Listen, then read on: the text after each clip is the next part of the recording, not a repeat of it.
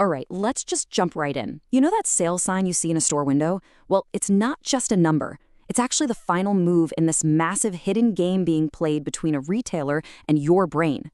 And today, we're going to pull back that curtain and show you exactly how the game is played. So let me ask you a question. Which one of these is the better deal? Now, logically, of course, they're the exact same price. But did you feel that? That little tug, that little jolt of excitement for the pair that's on sale? If you did, you've just felt the exact psychological hook that divides the entire world of retail. Now, we all kind of think we know why stores have sales. I mean, it seems like common sense, right? A store has too much stuff, they need to get rid of it, so they drop the price. Simple. But what if I told you that's only a tiny, tiny fraction of the real story? And look, these reasons you see here, they're totally legit.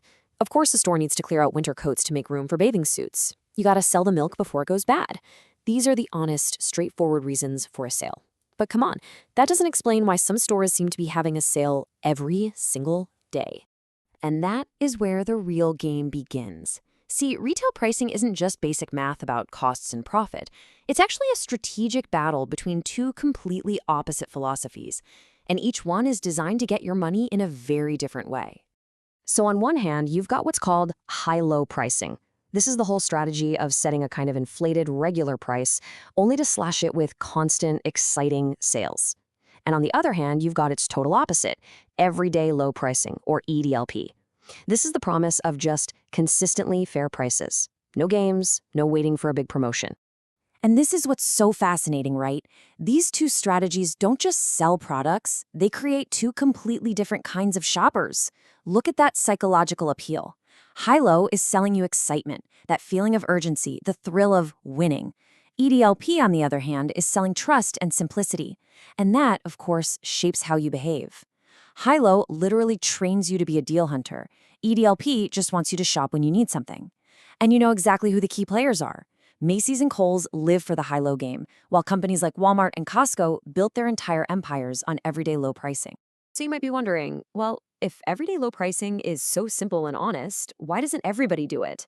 The answer isn't in a store's inventory. Nope, it's inside your head. High-low pricing is basically a masterclass in psychology. And here it is, the secret sauce, chemically speaking. Get this. Neuroscience research has shown that the possibility of finding a deal, the thrill of the hunt, can trigger about twice as much dopamine in your brain as just buying something you already know is cheap. That little rush you feel, that's what they're actually selling you. It's a literal chemical high. And yeah, it's addictive.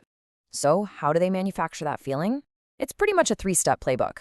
First, they hit you with the anchoring effect. They show you that high original price to anchor your brain, so the sale price feels like a massive victory. Then they add scarcity, limited time only, sale ends Sunday, to trigger your fear of missing out. And finally, when you snag that deal, it reinforces your identity. You feel like a smart shopper who beat the system. But here's where it gets a little shady. What happens when that high anchor price was never real to begin with? Well, that's when clever marketing crosses the line into deception, and that's when you get major legal investigations, like the one led by Los Angeles City Attorney Mike Foyer. And the consequences were very, very real. We're not talking about small mistakes here. Investigators found retailers were basically making up original prices on thousands of items. So that tag that says was $120, now just $30, turns out the item was never sold for more than $30. It's a completely fake discount from a completely fake price. And it led to massive legal settlements, like these huge ones for JCPenney and Kohl's. Now, speaking of that massive $50 million JCPenney settlement, that's actually the perfect setup for one of the most famous disasters in modern retail history. Because back in 2012, this absolute master of the high-low game decided to do something truly radical. They decided to just be honest. A new CEO came in and launched this thing called the Fair and Square strategy. In February 2012, boom, no more endless sales, no more coupons, just lower, fair prices across the board. But then, crickets. The stores got quiet. Customers who had been trained for decades to hunt for those deals just stopped showing up. And the result? By April 2013, after only 17 months, the CEO was fired and the whole experiment was over. And when I say it was a disaster, I mean it. Just look at this. This wasn't a little dip. In the very first year of fair and square pricing, sales went into a free fall. They collapsed by a staggering 25%. It was catastrophic. They took away the game, and the players went home. So what happened? Why on earth did being honest fail so spectacularly? Well, JCPenney learned the hard way that for their customers, the ritual of the hunt was actually more important than the savings. They took away that dopamine hit. They took away the feeling of being a smart shopper. And without that big fake anchor price, a truly fair price just didn't feel like a good deal. The thing is, though, this entire game we've been talking about is being forced to evolve, big time. The rise of e-commerce and some seriously powerful new tech is changing the rules for everyone. We're moving away from fixed schedules and into the world of intelligent, self-learning systems. Think about how this used to work. The old way was basically a calendar on a wall. Markdowns were planned months in advance. Okay, it's April, time for the mid-season sale. But that whole approach is completely blind to what's actually happening in the store. A product could be a total dud, but the calendar says you have to wait 6 weeks to mark it down. It's super inefficient and leaves a ton of money on the table. Now compare that to the new way. You've got these self-learning AI systems that are constantly crunching the numbers. Prices are changed based on data, not dates. The AI runs simulations to figure out the most profitable discount right now. It can even use different strategies. For a winter coat in March, the AI says, clear it out, sell it fast.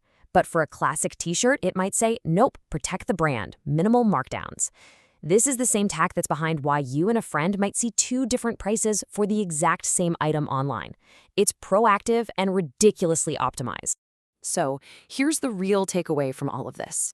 That little price tag you see is never, ever just a number. It's the final move in this incredibly complex game that blends deep marketing psychology with powerful data, all designed to influence the choice you make in that one single moment. And that really leaves us with just one final question. A question for you. Now that you've seen behind the curtain, now that you know the playbook, the next time you see that big, bright red sale sign, is it going to change how you play the game?